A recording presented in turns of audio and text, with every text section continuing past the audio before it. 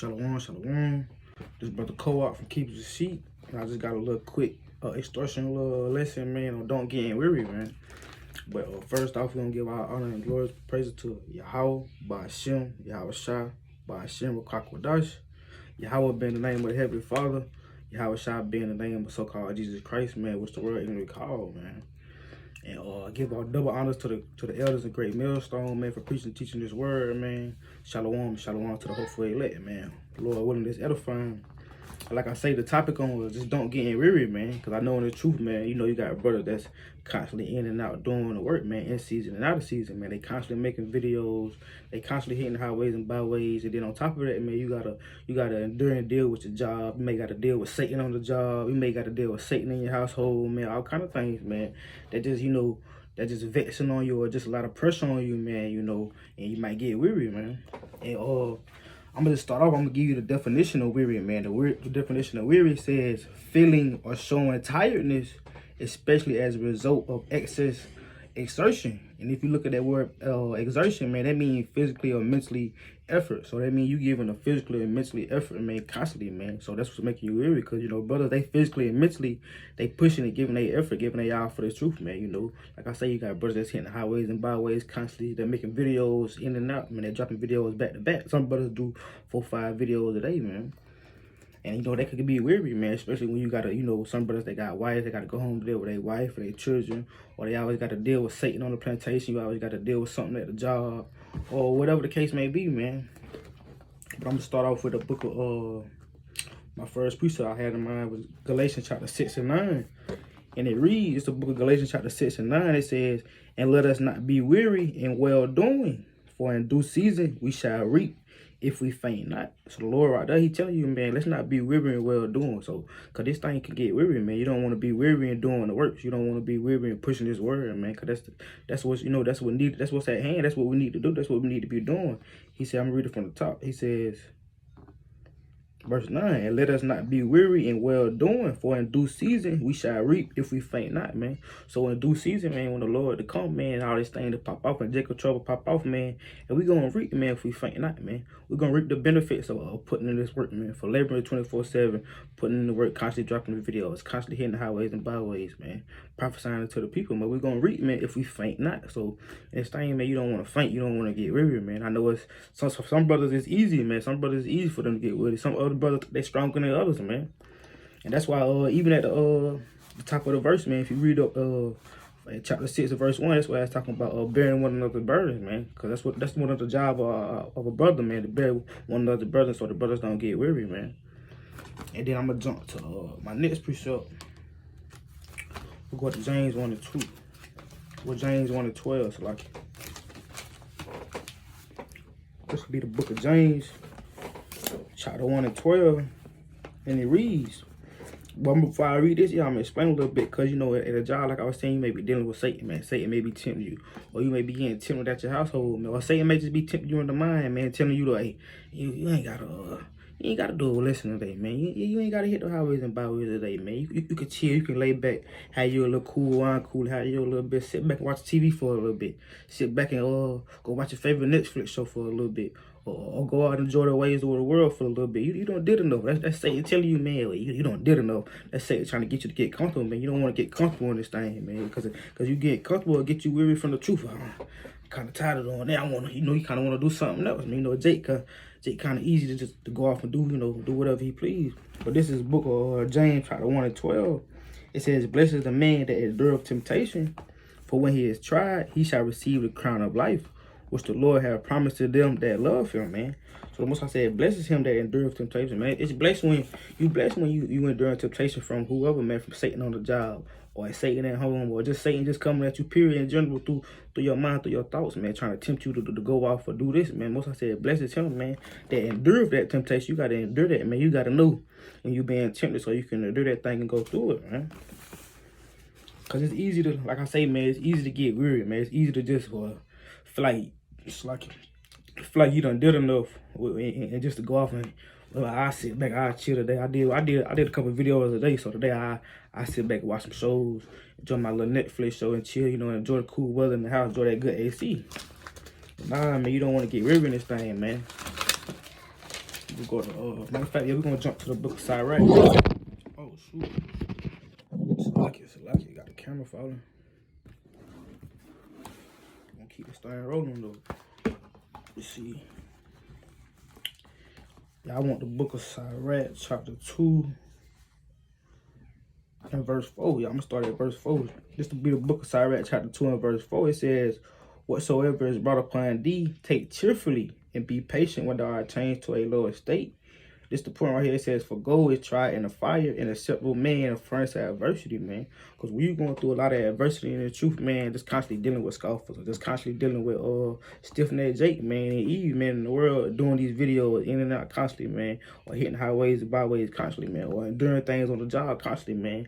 That's you going through that furnace of adversity, man. That's you going through the trials of life, man. You going through that fire. Most I put you through that fire, seeing if you able to stand that heat, man. I'm gonna read it from the top. This the book of Sirach, chapter 2 and verse 4. That's why he said in verse 4, he said, whatsoever is brought upon thee, take cheerfully, man. So whatever you gotta go through, whatever it is the Lord said before you to endure, man, take that on cheerfully, man. Don't let that get you weak in the mind and feel like it's too much, man. Feel like it's too heavy of a burden, man. He says, for whatsoever is brought upon thee, take cheerfully and be patient when thou art changed to a lower state. For gold is tried in the fire, and acceptable man in the furnace of adversity, man. So a acceptable man, they're gonna be tried in the furnace of adversity, man. The most I gotta see, he gotta put you through that test, like the brother from GMS Orlando say, man. He gotta get rid of all that dross, man. You know, you gotta get rid of all that dross when you refining that gold, man. All that dross gotta get out of that, man. All that, you know what I'm saying, that wickedness. Most I gotta try you and put you through that fire. But with that, we're gonna jump to Proverbs 3 and 11. So just going back to the topic, man, not getting weary, man. Because you're going to be tried, man. It's going to be things that's going to be coming at you left and right, man. And just because Satan don't bother you one day, man, don't mean he's not going to come back, man. Because Satan constantly out here walking through and fro on the earth, man. Looking to whom he made a vow with, man. It's Proverbs. This will be the book of Proverbs, chapter 3. I'm going to start at verse 11. Because a lot of times, I'm going to start at verse 11. I'm going to read to 12.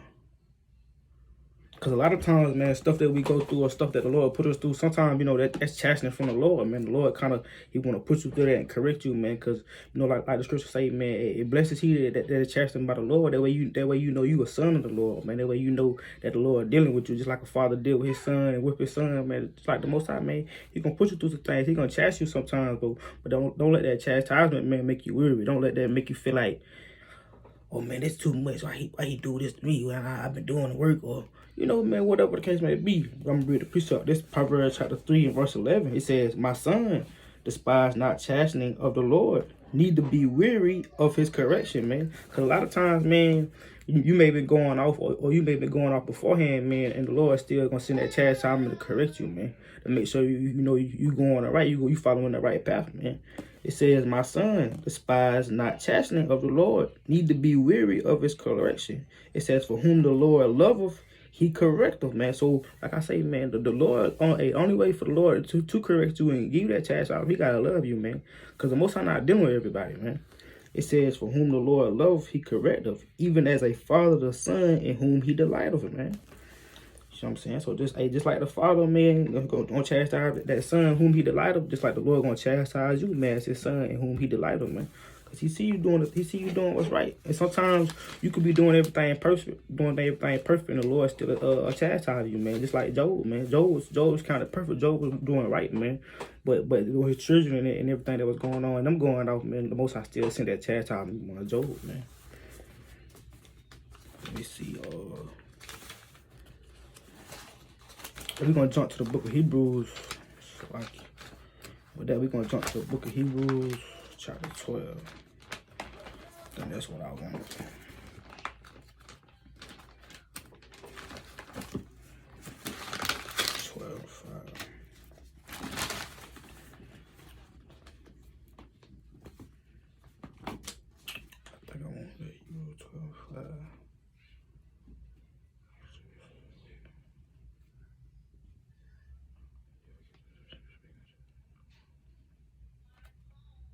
Yeah, kind. Yeah. I'm gonna read 5. I'm gonna read 5 and 6, and then I'm gonna jump back up to verses 1 and 3.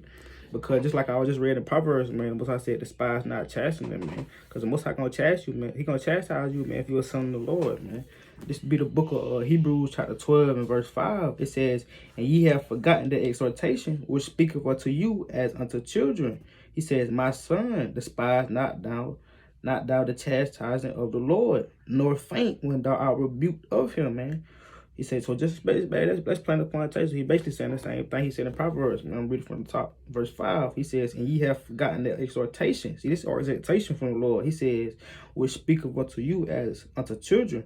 My son, despise not thou the chastising of the Lord, nor faint when thou art rebuked of him, man. So you can't faint and get weary, man, when you rebuked of the Lord, man. You think that's too much. You think the Lord, because you know how Jake is. It was just like in the world, he think his mama or daddy being too hard on you, man. But really, they know what's right for you, man. They love you. They know you need that rebuke. They know you need that chastisement, man. So don't ever think the Lord being too hard on you, or you can't take that rebuke. Like you gotta take the rebuke on the chin like a man. He say, nor faint when thou rebuked of him, man. So you can't faint, man. You don't want to get weary, man. You don't want to let a little rebuke or a little chastisement from the Lord throw you off the ball game, man. Like, oh, he gonna put me through that. He gonna do me like that. Or that make you, when that cause you to get weary, man, and go off and faint, man. That cause you to stop doing the works, man. Just because he put you through a little situation, man. Whatever the case may be. And like I say, I'm gonna read it up. I'm gonna start up back at 1, cause this is a good point. This Hebrews chapter 12, so like in chapter 12 and verse 1. It says, wherefore, seeing we also are compassed about with so great a cloud of witness, let us lay aside every weight in the sin which doeth so easily beset us, and let us run with patience the race that is set before us, looking unto Yahushua, the author and the finisher of our faith, who for the joy that was set before him endured the cross, despising the shame, and is set down at the right hand of the throne, man. So we gotta look at Yahushua, the author of our finisher, man. Who was set up for he was set before him and endure the cross, man. So Yahushua, man, he had to come down here and endure all these things, man. He had to come down here and endure the Pharisees and everybody buckled up against him, not believing that he was Yahushua, man. People talking down on him. Even right before he was about to get crucified, man, his mother and father and his family, they ain't even want to talk to Yahushua, man. You gotta think about that kind of, that kind of weight on a regular Jake mind, man. That kind of, on a regular Jake mind, he'll kind of, feel all depressed, man. He'll kind of get weary and faint, man. Knowing what's about to come to him, and then his own family don't even want to talk to him. Regular Jake, man, he gonna be broken hearted. He ain't gonna be able to take that, man. So that's why the whole point of this lesson, man, is don't get weary, don't faint, man. Especially through your mind, it's a mind thing, man. You gotta be strong on the mind. Read it again, verse 2 again. It says, looking unto Yahushua, the author and the finisher of our faith, who for the joy that was set before him endured the cross, despising the shame, and is set down at the right hand of God. So like it set down at the right hand of the throne of God. For consider him. So it says, for consider him, man. You got to consider Yahushua. It says that endured such contradiction of sinners against himself, man. So Yahushua, man, he endured all the contradictions of the sinners, man. He endured everything. He says, lest ye be weary and faint in your minds, man. See, like I was just saying, man, it's a mind thing, man. You got to be able to endure these things, man. Because if not, you're going to faint in the mind. You're going to get weary, man. It's going to be too much. It's going to overwhelm you, man. You don't want to get overwhelmed with the truth. You need to figure out how to balance it out, man. You got to find that equal balance, man. Yeah, I'm gonna start right there because I already went to 5 and 6, man. But the whole point, like the scripture saying, man, unless you get weary in your mind and faint, man. You don't want to faint, man. You don't want to get weary in the truth, man. It's gonna be obstacles. It's gonna be bumps in the road. It's gonna be things you gotta go through, man. You're gonna get chastised. You're gonna be Satan gonna be coming at you every day, constantly, man, trying to throw you off your game, man. But you gotta endure those things, man. You can't let that break you down, man. You gotta be strong in the truth, man. You gotta be standing 10 toes down for the Lord. I'm gonna go to and with that, I'm gonna go to Matthew. We're going to jump to Matthew.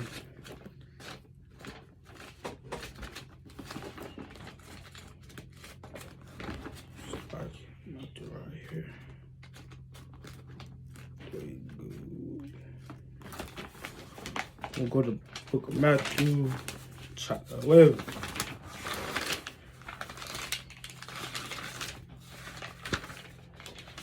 I think I know verses 28. Let me see. Yeah, yeah. We're gonna start at the book of Matthew, chapter 11, verse 28. It says, this is how I speaking, man. It's real little. It says, come unto me, all ye that labor and are heavy laden, and I will give you rest. So the Most High said, come unto him, man, all ye that labor and are heavy laden, and I will give you rest. Verse 29 says, take my yoke upon you and learn of me, man. So the Most High said, hey, take my yoke upon you, man. So you got to take Yahawashi yoke upon you. The things that Yahawashi went through, man, you got to take that for an example, man. He say, I'm reading from the top. Come unto me, all ye that labor and are heavy laden, and I will give you rest. Take my yoke upon you and learn of me, for I am meek and lowly in heart, man. So the bill, this is what Yahawashi say. He said, for I am meek and lowly in heart, man. So he giving you, the code, really. He say, man, for I am meek and lowly of heart. So what you got to be, man? You got to be meek and lowly of heart, man. Especially to do these things, especially to do the things that Yahawashi went through. Because we know greater than the master, man. So if Yahawashi went through something, you damn right, we're going to have to go through something. He says, for I am meek and lowly in heart, and ye shall find rest in your souls.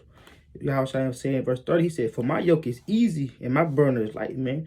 So Yahawashi, man, his yoke is easy and his burden is light, man. So consider all the things Yahawashi went through, man. You got to think about the little stuff that we going through, the little stuff that he putting us through, man. That's easy, man. That burden is light, man. So hey, this should be exhortation, man, to build your, whatever you're going through, man, it's easy, man. Consider that light, man. Like, I think he said in the Corinthians, man, it's just a light affliction, man. This ain't nothing. The things that's set before us in this world, man, this ain't nothing, man. You got to look at all the things that the apostles and the elders went through in the book, man. All the accounts they went through, all the accounts Yahawashi went through, man. They went through way more stuff, man. So this ain't nothing, man. That's just a exhortation, man, to whatever you're going through, man. Don't get weary, man. Don't let that beat you down. I'm going to go to, I got a few more. I want to get the accounts of Paul. But we're going to jump to the book of Isaiah real quick. To the book of Isaiah.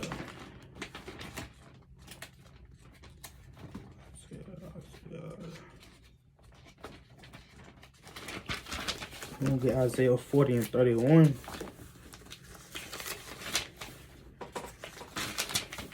So I want to come out to y'all the account Paul. Let me see. 31.